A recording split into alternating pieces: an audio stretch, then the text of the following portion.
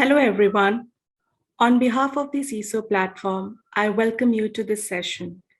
It's been 10 years since we started CISO platform community with a vision of collaboration and learning among senior security executives. We thank all our members for promoting knowledge and making the online world safer together. The community today has grown over 40,000 plus subscribers globally. Moving on to the session, the topic of this session is Dissecting Verizon DBIR, What Caused 3,000 Plus Breaches, and will be presented by Jitendra Chauhan. Our speaker is the head of research at Fire Compass. He holds multiple patents in information security and has over 16 years of industry experience in key areas like building and managing highly scalable platforms, red teaming, penetration testing, and SIEM.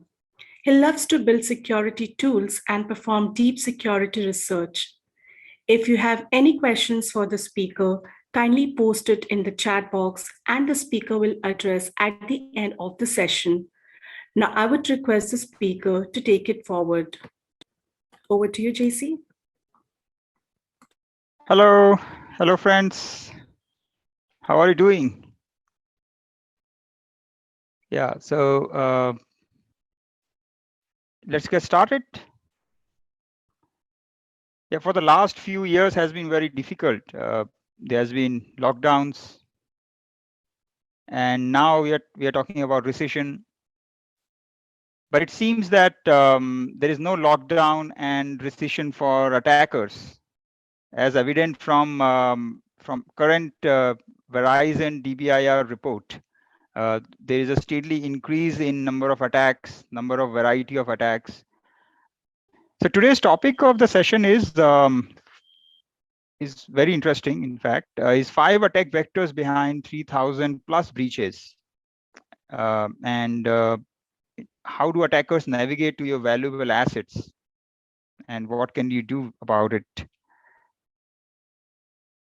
So the agenda of the whole session will be something like this.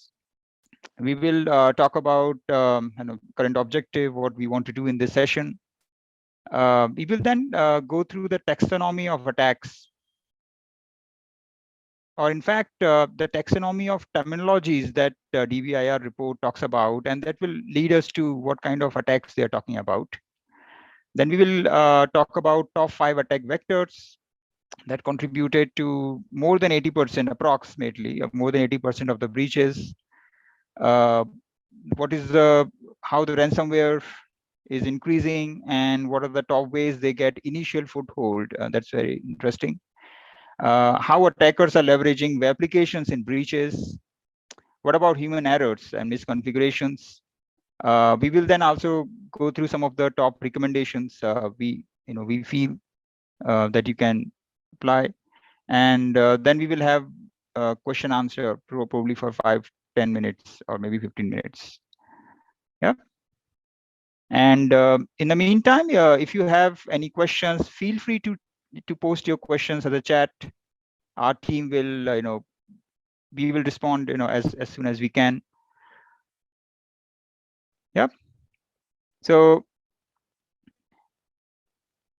what is the objective? So in this session, we will cover some of the key insights from Verizon DBIR 2002 report.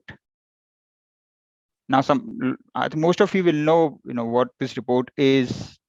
So we will not likely to go each and every detail of the report, but we will extract some of the key insights from it, and especially from the attacker's point of view,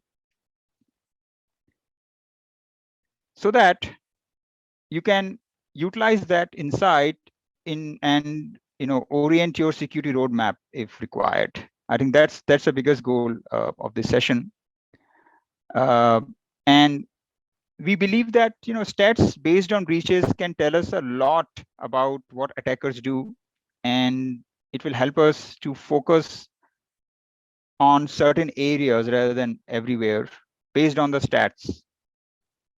And we also believe that continuous security assessment, in a way, attackers utilize, perform, especially on top of your baseline activities such as VA and PT, red teaming, you perform, will help you to prevent, will help your organization to prevent future potential security incidents and breaches, and also to validate your security controls. Okay, so that's I think some part on the agenda. Now straight away, let's go to the taxonomy of attacks that we are talking about. I will just in my, yeah, I will just change the view of the Zoom. It is kind of hindering my presentation for some reason. One moment. Yeah, now it is fine.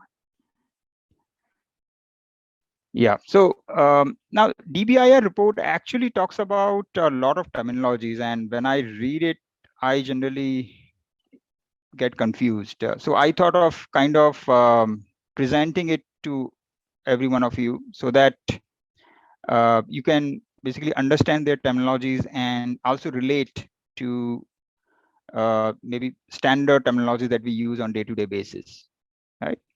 So overall, we have attacks which I'll probably describe from atomic to complex. Now, when I talk atomic, they call it, the report calls it attack varieties. And these are the probably the atomic attack techniques that attacker can utilize to achieve their objectives, such as SQL injection is one of the technique to utilize, say, from on web applications. Then using stolen credentials and perform a credential stuffing attack or password spraying probably is one of the atomic attack technique. They call it, I mean, it's called variety, but basically kind of a technique.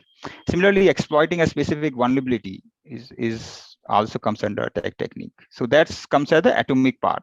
So these are all the attack techniques that attackers have in their disposal, at their disposal to launch attacks on the target organization. On the other hand, at the top, there is something called attack pattern. Now, what I understood from attack pattern is basically is a complex chain of one or more attack actions that attackers take to achieve their objective. Now, when I talk about attack objective, I mean, I think either it can be data exfiltration, it can be any financial objective such as transferring the fund. I mean, whatever the attack objective of an attacker is, right? So attack pattern are the complex chain of attack actions that attacker take to achieve their objective. And some of the attack patterns are as follows. Number one is system intrusion. Now, system intrusion is an attack pattern where the attacker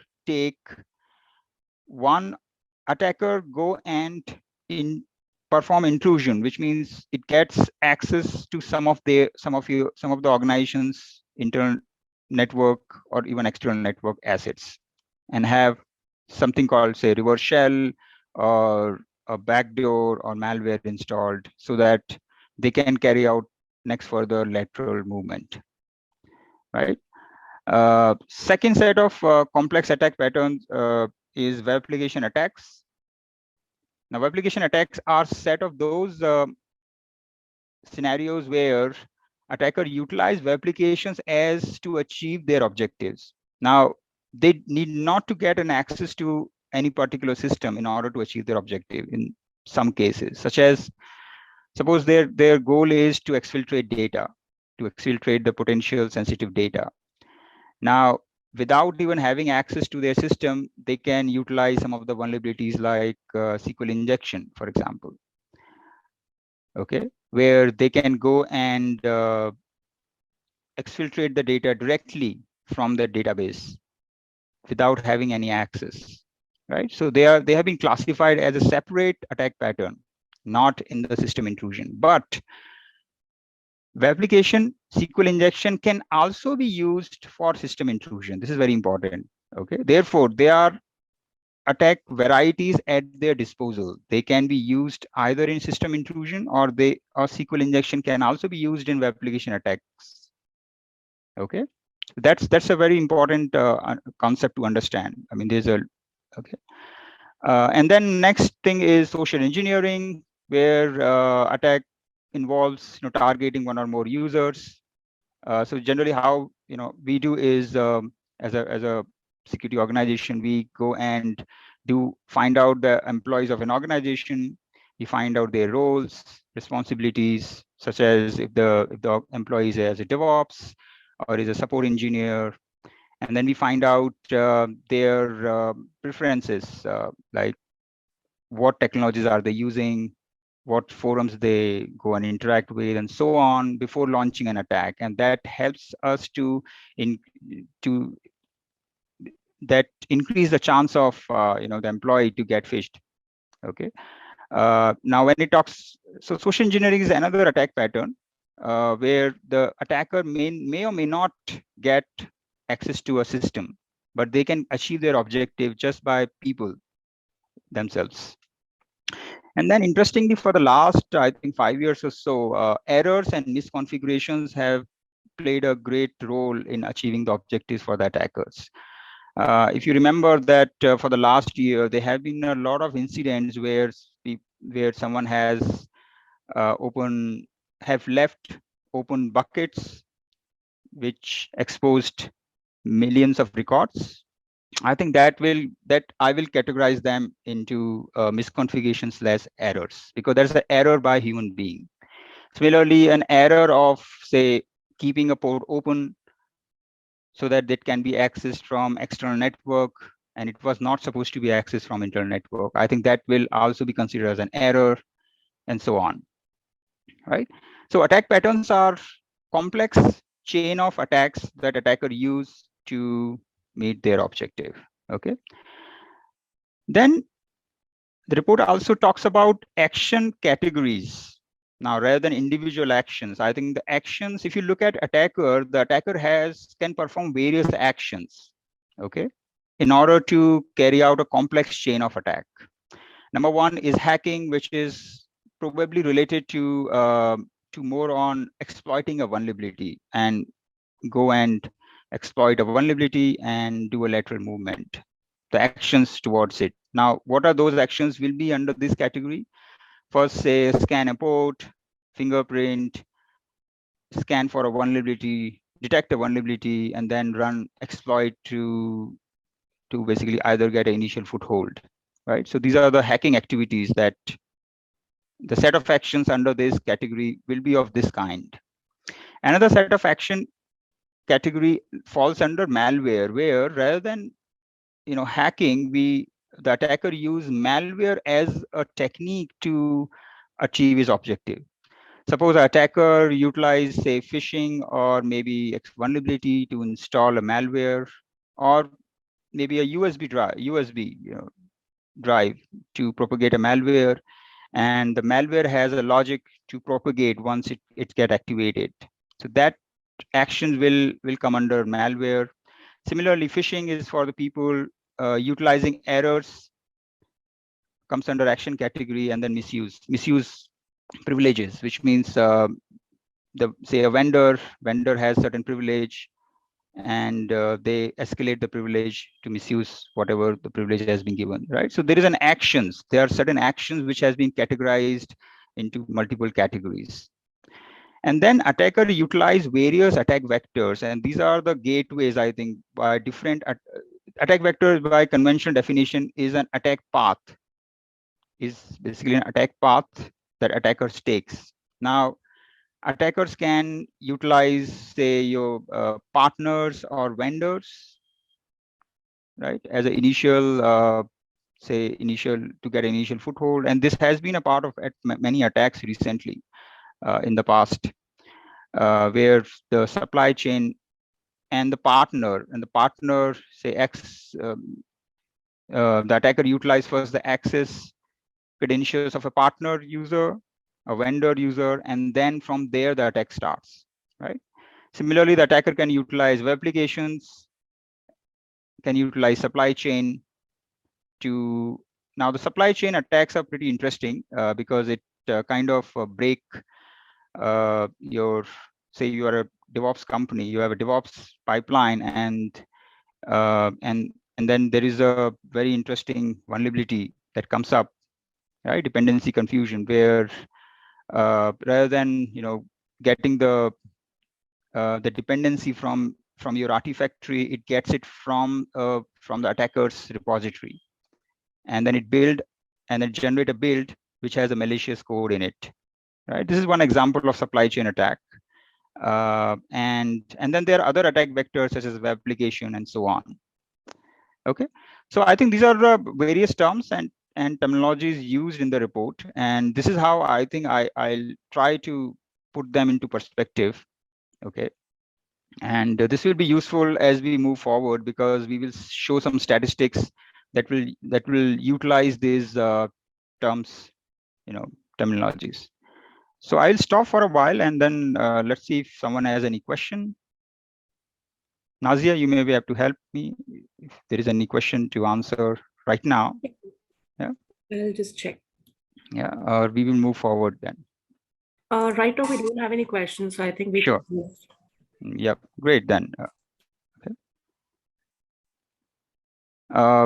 Now let's go to the next part, which is I think this part I've just explained.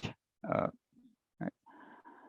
Now the next question comes: what are the top attack patterns or complex attacks, as we discussed, that contribute to more than 80% of the breaches? Right. That's a now before I answer before. I think there is one hand someone is raising. Yes, there is one question. Could you please explain supply chain vector? Sure. Yeah, the supply chain is a very interesting attacks. Those are related to, actually the supply chain means a lot of things depending upon the industry you are in. Okay, like for example, in IT world, like us, our supply chain is the DevOps supply chain, DevOps pipeline, where we write code, and in order to write code, we also include dependencies from open source community, right? Include packages, libraries from open source community. So those libraries are packaged along with our code to make a final build, right? And this can be considered as one example of a pipeline where our code is built and it is included with other libraries, and then next set of build is generated, and then it goes to our QA, then staging environment, and then production environment, right? Okay, and consider that somehow the attacker can inject a malicious library into our code, and what this library will do is, whenever the code runs, it will just connect back to the C2 controller, the command and center, right?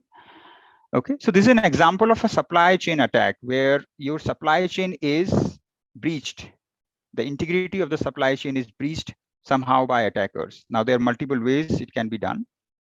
There are multiple attack varieties in terms of this terminology in order to do this. Okay, but I hope and for manufacturing, this can mean something else, right? Suppose someone is like, for a hardware company, the supply chain will be very complex, where they have to take different parts from different vendors, even the RAM, ROM, disk, CPU, and they will package everything together and also pre-configure with pre-configured softwares, etc. Right? So the supply chain will be very, very complex. Okay, and consider that at any point, if one pathway is breached and attacker can inject a malicious code at one point, then the whole whole supply chain is broken, and they can get access to immense number of users, right? So I think, yeah, that's an example of maybe supply chain. I hope I answered your question. Okay, so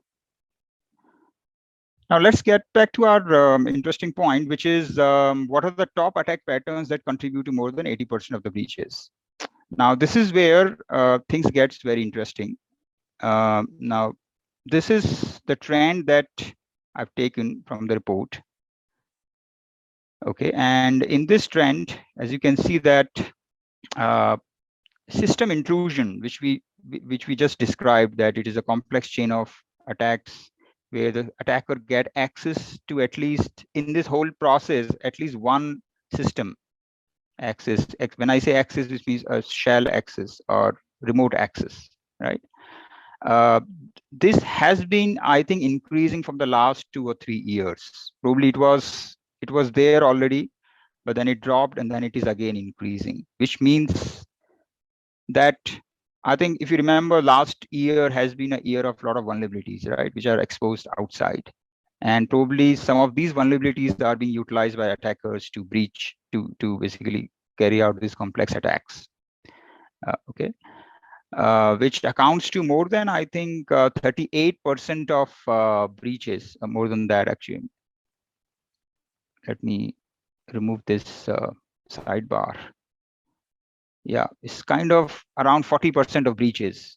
Our system intrusion is responsible for around 40% of the breaches, which means you need to have, I mean, ideal, if I talk about from resource allocation point of view, at least 50%, 40% of your resources should be there to prevent a system intrusion or detect, identify, detect, and prevent system intrusion, right? That's how I interpret it.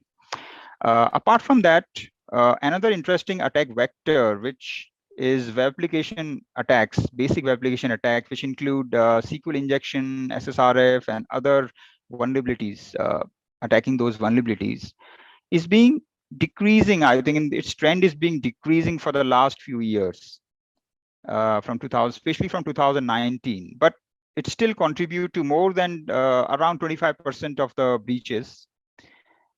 Which means what? Which means that probably the web application frameworks are so now we have more secure web application frameworks which have a default, secure configuration. Okay, such as if you look at Spring, Django in Python, and other frameworks have a secure default configuration in place. Which also means that the developers are getting more probably aware of these vulnerabilities, which also means that we are putting our resources also on detecting and fixing these vulnerabilities, which is a good sign. But still, it accounts for 25% of the breaches, which means it is not uncommon as of now. Okay. Apart from that, social engineering, which is your people, also accounts around less than 25% of the breaches, and this is one attack vector which is, I think, almost constant over the whole number of years. Of course, it has some up and downs, which may be some minor changes in the data, I believe. But then this attack vector is the most common and most reliable attack vector to breach an organization as of now, I think, apart from other vectors, right? And then the miscellaneous errors, which include human errors. Example maybe that someone opened a bucket which leaked a lot of data, or maybe somehow by mistake opened a port on the cloud, and then which leads a lot of data. I mean, the last year we did an analysis. We actually scanned the whole internet for open Kubernetes clusters. Okay, there was one vulnerability in Helm charts, and then we discovered, hundreds of open clusters around the world, more than hundreds of open clusters around the world, with even belonging to some renowned organizations. And we also reported them, by the way. And the hardest part in this was to attribute, because Kubernetes clusters were not, I mean, you cannot attribute them to a specific organization because only the IP and some of the APIs are getting exposed. But then we wrote, tools to kind of attribute them to as much as we can. And it turned out that it was a misconfiguration error from the side of DevOps, because they configured this Helm chart in a misconfigured configuration, in a insecure configuration, right? So that's another example I wanted to give you from my own experience for miscellaneous errors. And I think these 4 attack vectors, and if you just include maybe privilege misuse, which has been decreasing over the past few years, because probably we have better authentication authorization in place right now. And I think this will account for more than 90%, 80 to 90% of the breaches, the cause of breaches, right? And this probably can tell us where to allocate resources and where to plan ahead uh, while deciding our roadmap. Yeah. So any questions so far? Let's see if someone is. Yep. I think there is one hand I can see. Nazia, maybe you can help. Yes. So actually, there are a few more questions.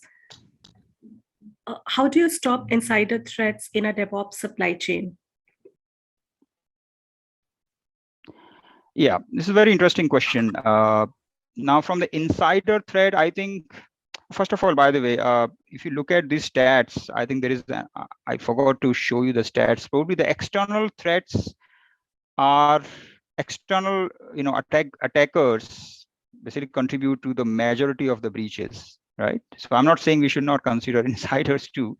Now, in terms of insider threats, I think the way that I think of is, first design your DevOps pipeline or DevOps cycle as a layered perspective, right? There will be definitely some users who have a lot of access on the DevOps pipeline. Okay, and those users should be protected with high security controls, right? And nowadays, one of the best practice that we see that we also implement is that no user will have access to build, generating the build, because only the system will have access to generating the build, which is, do not give users to generate builds, access to users who can generate builds. Only the system will have it. Okay. So I can push the code, and there will be peer reviews, at least 2 user reviews, and then the CI will generate the build. I think one of the interesting thing you can go through, because of lack of time, probably I may not describe everything, but I think there is a very interesting framework probably you can go through is SALSA. I think it is SALSA, SALSA framework. And it describes a lot of threat scenarios, even from external or internal, threats. And then probably at some other point, if you're okay, we can have a discussion. I'll describe, what I'll suggest what can be done. But SALSA, probably studying SALSA can be a good starting point to mitigate insider threat too, even for external, of course. Yeah. Yeah. Any other questions, Nazia? Yes, there is one more. What actions bringing down privilege misuses across ORGs, organization? What actions? Yes. What actions bringing down privilege misuses across organization? I'm sorry, I'm just trying to understand the question. What actions? I think I'll take up this question maybe the later end. I'm not able to basically, I need more clarity on this question. If it's okay. Or maybe the user can, whoever the participant is, can write more detail on this. Sure. So okay, so I think, okay, so if I understand, you're saying is what action is bringing down this trend? Is that correct? If that is, I think that's the correct interpretation of your question. I think what I feel is a better authorization and authentication frameworks which are coming up, and even for insider, we have now better, I think, products available in the market, such as for single sign-on. There are a couple of products for single sign-on which are available in the market, right? Which are based on SAML-based authentication, uh, and better roles and authorization frameworks. Availability of better roles and authorization frameworks. I think that's maybe one of the reasons, because the misuse happens when I have more privileges more than what I need, right? Okay, and second important reason for this is that I do not even have a visibility that I have this privilege kind of a delta gap, what I need and what I have. I mean, no one knows that I have this kind of access privilege in my organization. So probably we have better authorization frameworks available, and also frameworks which gives us this visibility that, look, these are the users who are highly privileged users but not using this privilege, so you can decrease it, right? I think, and then there are other very clever products available in the market probably which does it, like time-based privilege allocation. Like, I just give this access only for this specific amount of time, and after this will be revoked. And this is available even in Azure, by the way, right? In Azure gives this option to allocate the privilege only for a specific time. And then there are various other ways, interesting ways to actually implement it. So yeah, these are the things probably is bringing down the privilege misuse trend, in my view. Yeah. Okay. So Nazia, should we move on? Or Yes, any yes, questions? Rishi. Yeah. Okay, great then. Now, I think we have discussed, the attack patterns, and apart from the attack pattern, then we will also go through 1 minute. Yeah. Apart from the attack pattern, we will also go through some of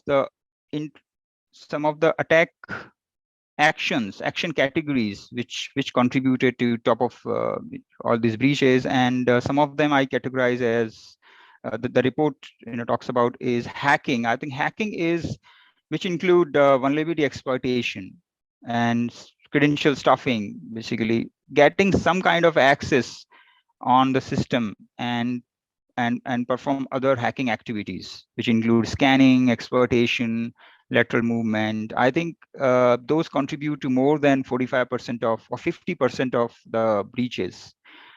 Right, and apart from that, another top action which is a category of action which is performed by attacker is malware. In fact, so it's like creating a malware which is encoded with a logic to spread or perform lateral movement, and then somehow that malware gets installed in your organization. It can be various ways, such as I discussed, USB drives, offline, such as USB drives, transferring data from one place to another, someone clicking a link and install a malicious software, and so on, right? And then even also hacking. I mean, after getting initial foothold, install a malware, and then malware will take care of the other active set of activities. I think that is another top action which is used by attackers, followed by social engineering and errors and misuse. Okay. Yeah, this is very interesting, and you will see that year 2021 has been, and 20 and 21 has been the years of ransomwares. And this is shown by the report that it is increased 20% from the last, doubled actually from the last year, and it is steadily increasing. Okay, so ransomware threat is there and it is real. And one of the most important thing is to know what are the top attack varieties. I mean, the action varieties. Okay, the techniques used by ransomwares to get initial foothold. Okay, this is very important. Once they get foothold, they do a lot of things, but then how do they really get initial foothold? And some of the top ones are as follows. I think one of the top ones is include your desktop sharing softwares. Now, what are those? Those are your VPNs, RDPs, and other desktop sharing apps such as Zoom, maybe, possibly, also can be one of the desktop sharing app too, right? Unfortunately, uh, right? So VPNs. So these are the apps which allow users to share their desktop, share their screens, and interact, collaborate with each other. And that has been the primary target by attackers to spread ransomwares, which includes, either attacking them via vulnerability. Okay, so if they're vulnerable, such as VPN, there has been quite a few vulnerabilities just past few months back. I think there has been a lot of vulnerabilities in VPNs, RDP, mail exchange servers. Recently, there has been a vulnerability, and also utilize the stolen credentials, which includes getting credentials from, say, dark web, right? For the last year, I think 2020 and 21, you know this, right? That 11 billion records were there on the dark web. The credential pairs were there on the dark web, and there has been a lot of cases where some of the credentials work actually, right? So utilizing the stolen credentials has been the top ways, I think, for a ransomware to get initial foothold, followed by phishing, exploiting a vulnerability, right? Exploiting vulnerability in web applications, this is real, and this can also lead to ransomwares. And then directly installing malwares, which includes someone just install it somehow, maybe using a link, click a link, and then it get installed. I mean, okay, someone click a link and then install a software, and then it turns out to be a ransomware, so on. Okay, so these are the top attack vectors, and interestingly, you know, all of these, applications which are there on the organizations can, come up at any point, right? Someone can open a port, someone can leak a credential, and so on, right? So the threat is always there. I mean, that is the most important thing from we can learn from here. Okay.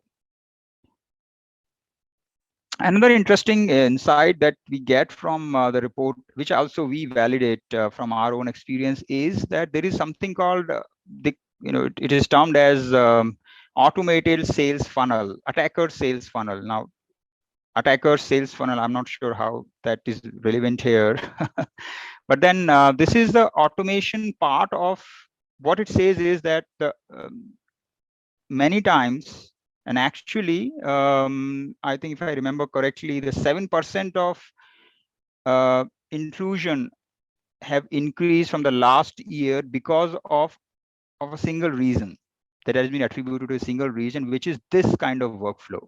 And how this works is very interesting, that rather than attackers, go and manually, hack and intrude, the best way right now they do is they build a automated software.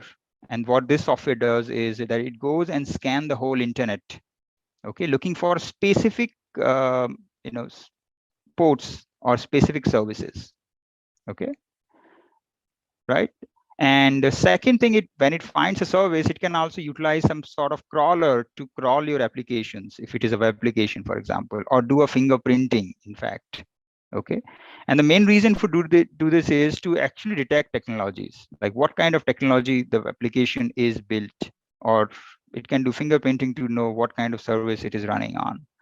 Okay, so it can detect, okay, it is running, say, Spring, and then it is potentially vulnerable to Spring 4J, Spring 4 Shell, or it is running, say, it's a Java application and can be potentially Log4j target, and so on. Okay, and then it did somehow correlate the what kind of CVE it can be vulnerable with, and then it goes and attempt an exploit on it. And this runs in an automated way. Okay, that's very important.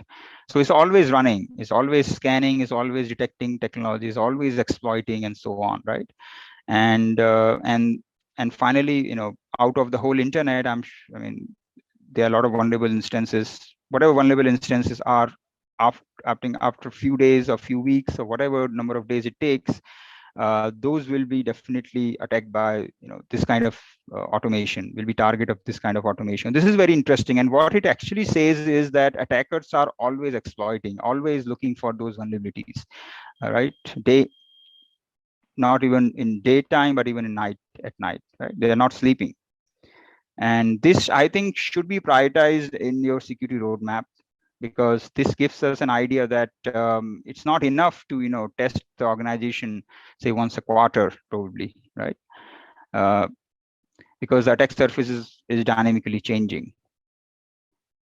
Now, what are the other ways, I think, to get initial foothold, maybe by ransomwares, is misusing partner access is another. Using stolen credentials. So the vendors and partners in the organizations are at risk. Supply chain attack, which also include the softwares that you use to manage your assets and to patch your assets, such as SolarWind, right, is a target. Desktop sharing apps, as I discussed. Phishing is definitely there, and target web application vulnerabilities, right? Now, how are the attackers are leveraging web applications in breaches? Interestingly, some of the attackers, what are leveraging, I think the web applications can be divided into two parts, right? One is standard products that you use, such as VPN, okay, remote sharing apps, can be firewalls, can be even the admin consoles, WordPress, for example, right? These are the standard products. And then your dynamic applications that you develop for that the organization has for their own needs, right? Such as bank have, or an organization has a specific app, like a retail have a specific app for e-commerce, and then these standard products for their core functionality, right? Internal functionality. And interesting way, the attackers are using 2 or 3 interesting ways to leveraging the application, 2 or 3 interesting ways, right? Number one is using stolen credentials, which means targeting those standard products which we are using via various kind of credential stuffing attacks, such as password spraying, default credentials, and common weak credentials, and so on. Such as, suppose there is a Apache admin console exposed outside by error, and it is configured with either weak or default credential, or JMX console exposed outside, right? Or even any other product which is exposed outside. Okay, so stolen credentials on standard products, and then also the exploiting vulnerabilities are both on standard and dynamic applications. So on dynamic application, it will be vulnerabilities like SQL injection, XSC attacks, SSRF, and so on. And on standard products, it will be those CVEs that we discussed so far. Right. So I think these two are the top ways, and there are other ways like brute force and even backdooring the C2 by inserting a backdoor. I think these are the other ways, I think, they utilize the applications for. Okay. And finally, I think for the misconfigurations, the attackers are targeting your mail servers, database servers, and even the documents. Okay. So, and for the last, I think that from 2018, interestingly, this has started decreasing. This, as I said, that this has started decreasing primarily fact that the cloud, earlier in 2019 and 2020, I think we have seen a lot of instances of open cloud buckets, which lead to data exfiltration. But now, as awareness has increased, so all of these cloud providers are now started coming up with ways to stop users to make their buckets public. I mean, it's not that easy now to make the bucket public, even for genuine reason. And interestingly, AWS has a very interesting feature called AWS keys detection in GitHub. And this works actually, where if someone by mistake open up a, publish a AWS key on the GitHub and in a code commit, and if it belongs to your organization, it probably gives you an alert, right? So these are the some of the awareness, I think, security controls cloud providers have done, which lead to a decrease of misconfigurations, but not up to a point that it is zero. It is still, I think, the 4th major cause of breaches in an organization. Right. So now any questions? I think we are, running short of time. There is just one question. How is stolen credential different from privilege misuse? So privilege misuse is when I have some privilege already. Suppose I'm a vendor, I come to your organization and you give me an account, right? So stolen credential will be that I have a credential which somehow I say pasted somewhere and someone took it from there. Or I use the same credential on a third party side that got breached and then attacker got it, right? That's a case of stolen credential. Okay. Now privilege misuse uh, in this case, what is happening is that I have a privilege uh, to say log into to your one of your application, right? One of your application, and I'm not supposed to give access to other internal assets as of now, correct? Say I have an AD account which just access very specific, which are required to access just specific things, but then it turn out to have access to a lot of your internal assets because no one probably validated it.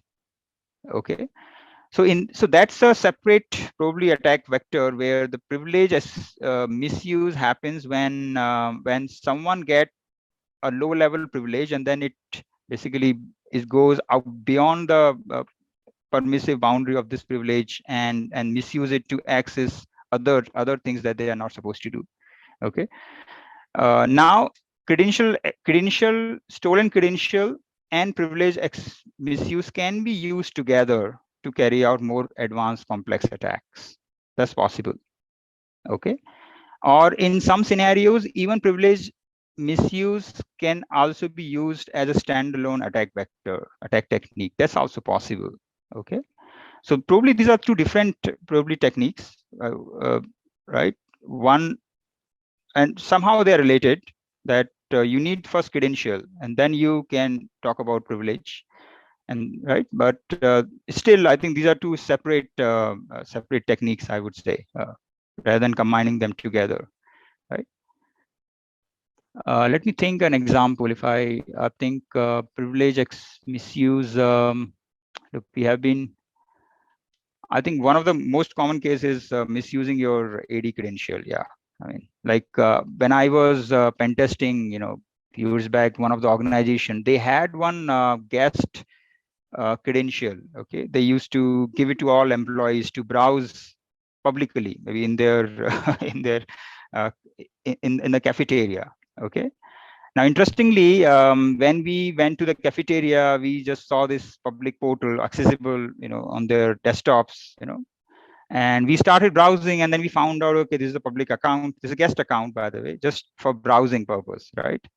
But then we took that account and then we started exploring what are the other things I can use, I can explore in that organization. So I found, we found actually is that this account can also access some other sharing, SMB shares on the organization, which were not supposed to be, accessed from this account, right?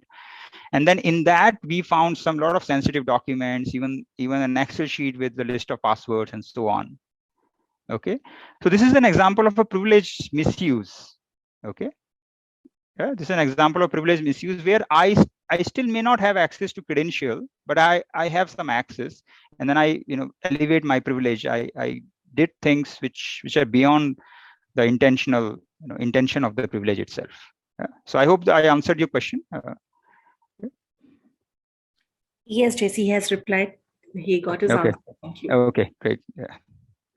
Okay, now coming back to action items, I think what we have learned so far, and broadly, I will divide the basically suggestions into two parts. That what we have seen so far is that attackers never sleep. Number one, right? They have automation. Some part is already automated. As you can see that they scan, they crawl, they detect vulnerabilities, and then they go attack on attack mode. And a lot of cases, there has been a case of misconfiguration and so on. So the first broad suggestion is to improve your visibility of your external assets or external attack surface. I think that's the number one, I think, suggestion, uh, right? Which include having basically an inventory of your external attack surface, which include your own assets, your cloud, which means cloud managed assets, and so on.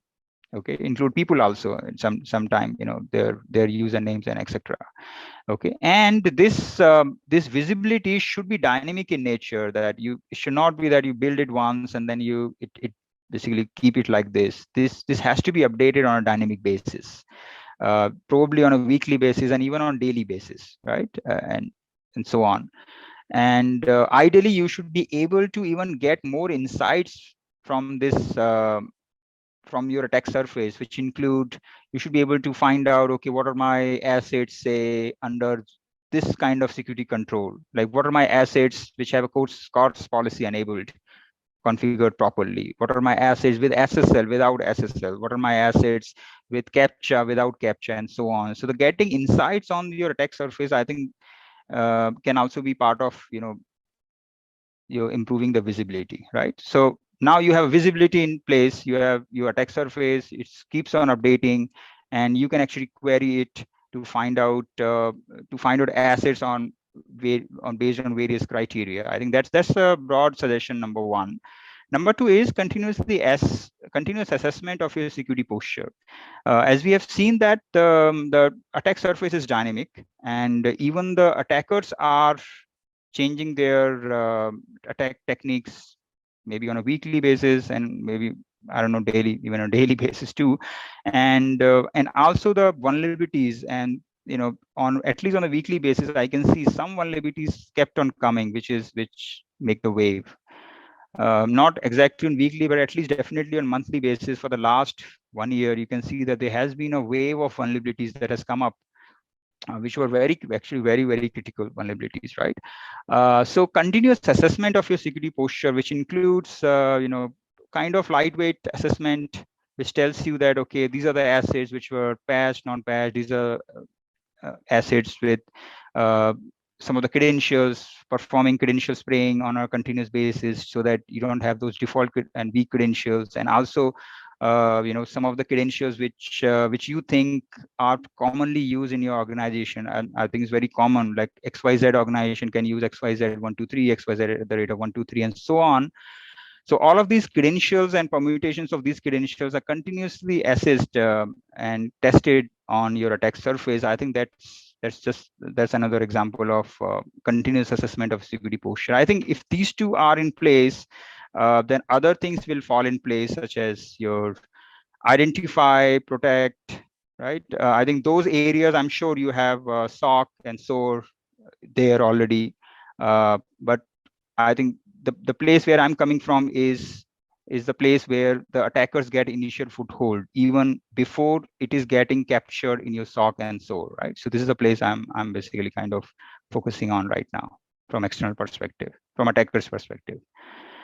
Okay, now I think going in a bit more detail, I think one of the suggestion can be discover misconfiguration, continuously discover your configurations, like admin panels, if there are no exposed admin panels, hidden directories, exposed databases, misconfigured DNS and email servers, etc., etc. Right. So this comes under misconfigurations. Continuously assess your web applications for better visibility, such as what kind of APIs they have, what are the new APIs been added during the last release, login pages, whether they have CAPTCHA enabled, two-factor authentication enabled, web, what kind of VPN admin panels you have exposed outside, and those are really need to be exposed outside as a different question. And then performing attacks such as credential stuffing, SQL injection, test for SQL injection, SSRF, validate security controls such as SSL, CSP, WAF, CAPTCHA, etc. Right. So continuously assess your application attack surface. Then perform social engineering. I think the human part, as you can see, that it is kind of constant. I mean, it is neither decreasing nor increasing, but it is there. It is there. Like 25% of the breaches are because of social engineering.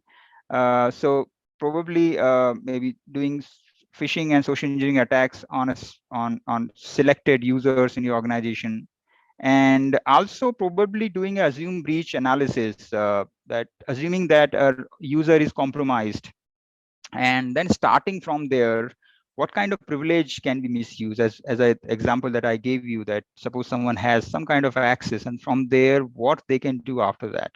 I think that is also very interesting, can be interesting exercise to do. Apart from that, I think desktop sharing applications, as you can see, that ransomwares continuously hunt all and exploit these desktop sharing applications. So probably discovering and continuously test these desktop sharing applications. That's can be an interesting item. Yeah, credential stuffing. And one of the thing that I recommend is also build an inventory maybe for organization specific credential that you should not use, and continuously assess, I think, your external attack surface, so that these weak and predictable credentials are not used from external, in your external applications. And then having, of course, the second factor authentication can be very interesting, can be another layer of security, definitely will be another layer of security, right? Now the malwares, as we seen, are the second, I think, the top action category from the report, right? Now how to even access uh, these scenarios, right? So what I suggest is that I think doing some kind of assume breach scenarios, okay, where you assume that, okay, somehow the user is compromised, user workstation is compromised, and there is a malware which is installed, whether your security can detect it, endpoint security software can detect it, and even if it is not able to detect it, what is the next privilege that this malware can get, how can it propagate? I think that is extremely essential to test, because one way or other, I think things will get compromised. There will be some initial foothold that no one can guarantee, that is cannot be there. But from there, what can be done? I think that's another security validation we should do. Same goes for your cloud environments. As I said, cloud keys, security keys can be exposed somehow, one way or other, either by code base or by mistake. And using those security keys, whether your cloud environment has a layered security in place, so that even if the security key is exposed, it should not be like fall off the whole castle because one wall is broken, right? It should not be in that way. And of course, emulating supply chain attacks, building scenarios around supply chain attacks and emulating them to make sure that your supply chain, if you have a DevSecOps or DevOps in place, or maybe you are a manufacturing company, or have a supply chain in place, then I think emulating attacks on the supply chain itself will be, I think, will be very interesting. Yeah, I think let's. So I reached the end of the seminar, I think, webinar. If you have any questions, feel free. Maybe we come to the end. If you have any questions, please feel free to post your questions, and I will answer those. I would request everyone in the audience to kindly, if you have any questions, you can directly ask the speaker, and you can unmute yourself and ask directly. Yep. Hi, Jitendra. This is Nitin here. Nitin. Hi, Nitin. Hey, hi. It was a good session, actually, right? Okay, very fruitful insight, because the report itself is very huge, right? Yep. Around 50-page kind of report, and you have summarized it well, actually. Okay. Yep. But in short, right? Okay. I mean, it was a little surprising report also, we were actually telling our clients that, mostly the identity, right, and the credentials are the major factors, right? Okay, for anything when get into it, right? Obviously, there are multiple channels through which, right, okay, the malware can be downloaded, right? Okay, but still, organizations were taking it as a priority that my identity is now the new parameter, and it has to be enforced, right? Okay, as a part of zero touch journey, right, into all aspect of my IT or digital landscape, correct? But I did not see that, coming up very clearly, right, into this, right? Rather than like, we are, maybe I think we are actually like, we're only talking about the attack patterns, and I don't know how we are going to contextualize or map the identity related threats over there. Are they still significant, or they are going down because of a lot of measures have already been taken, like IGS systems, right? Okay, more mature IGS solutions, spam solutions are there. Yep. Mhm. Market and organizations have already adopted it. What's your view on that? I think if you look at the report, or maybe I also highlighted that stolen credential is one of the top action, right? Attack vector, maybe the attack variety used by attackers to breach, which includes credentials stolen from dark web, and also from various sources, such as, I mean, I personally have got credentials, access to credentials for an organization from even code posted on GitHub. So I think that is still there, probably. I mean, I would categorize as part of getting access to someone else's identity, right? Identity theft in a way. So probably it is not very evident, I think, but credentials, stolen credentials and identity, getting access to your user's identity by credentials, I think is one of the major cause. In my view, it's mentioned in the report. But yes, you are right. It's not the identity theft related stats probably is not there because probably it is not their focus. I think correct, right? But stolen credentials, as I said, is the most closest thing I can tell, and it is one of the top way of breaches. Yeah, does it answer your question? I hope. Yeah. Yeah. Yes, Hi. Naveen. Can you hear me? Yep. Yeah. Hi. Virender this side. So typically, when we talk about any enterprise, right, we are Mm-hmm. here talking about the breaches that impact the organizations who have pretty large infrastructure or, at least SMEs kind of setup. So we most of these organizations have policies for their password. We Mm-hmm. call password rotation, password length. Yep. Uh, many of the organizations have also gone ahead with the MFA. Okay. Agreed. Now my question is, when we talk about stolen credentials, Mm-hmm. it means these organizations are not following the policies properly. Is my understanding correct? Or people are just let's say today my password is ABCD123, and tomorrow I'll just change it to ABCD1234. Mm-hmm. Now, Yep. this Yep. is a Yep. huge gap in understanding when we talk about Mm-hmm. Mm-hmm. credential breaches, which impact the organizations. I Got it. see. Got it. Yeah. Yeah, yeah.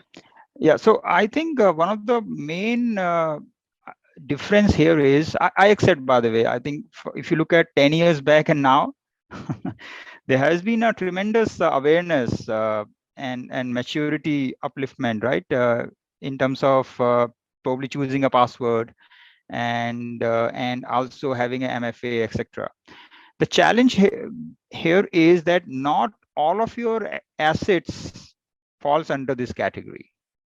Right? So suppose someone has 50 assets and 49 of them actually are under policy, but one asset is left behind because of some reason. Maybe it is legacy, maybe you don't need to do it for some reason or other, and that one asset becomes becomes the weakest link here, right? For example, RDP has, right? RDP is most of the time, RDP will not have second factor authentication, or will now, I think in Windows 11 we see that they have another channel of accessing RDP, so that you don't need second factor authentication. You can have your pin set for RDP, but it's just an example I'm giving. And secondly, I've seen a lot of firewalls, VPNs, their admin panels, they are not configured with 2FA. Even their SSL certificates are not configured properly. Right? So in short, the answer is this, that maybe 95% of the assets are under policy, But those 5% of assets which are not yet there, I think those are the cause of those breaches. I can see here. I hope it clarify our answers. Or maybe if you have any other insight, please, or someone maybe on top of it, let me know. Yep. I think Sarfraz has added his answer also to this question. So Sarfraz, if you can come up and add your point to this. Okay, I'll just unmute 1 second. Sure.